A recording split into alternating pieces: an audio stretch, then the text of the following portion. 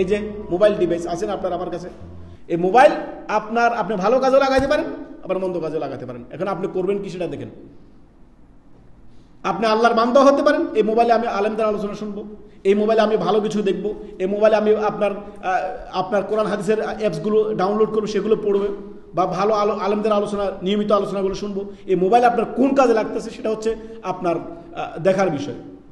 এই মোবাইল দুনিয়াতে আপনি বহন করা যতটুকু আপনার জন্য সহজ হালকা, ঠিক এই মোবাইল যদি আপনার অন্যায়ের কাজে লাগে, গুনাহের কাজে লাগে, অবাধ্যতার কাজে লাগে, পাপের কাজে লাগে, সেটা হাসরের মাঠে কিয়ামতের দিন সেই গুনাহের বোঝা বহন করা আপনার জন্য বড়ই মুশকিল হয়ে পড়বে।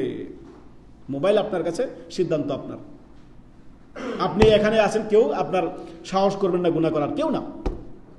এখন আপনি যখন নির্জনে চলে যাচ্ছেন, আপনি কেমন, আপনি নিজেকে প্রশ্ন করেন, আপনি নিজেকে প্রশ্ন করেন নিজে। বাস, গুনাহ করতেছেন, অন্যায়ের মধ্যে জড়িয়ে আছেন, ধরুন হঠাৎ করে আপনার মৌত আসে বলল, কি অবস্থাটা হবে আপনার? দেখেন আপনার অবস্থাটা হবে কি, শেষ পরিণতি আপনার কি হলো। অতএব আমাদের যুবকদেরকে বলবো, যুবকরা যৌবন পেয়ে যাতে নিজে অবাধ্যতার জীবনযাপন না করে। কেননা যৌবনের মানে তারা নাই, এমন কাজ করে ফেলে যেগুলো অসম্ভব, অভাবনীয়।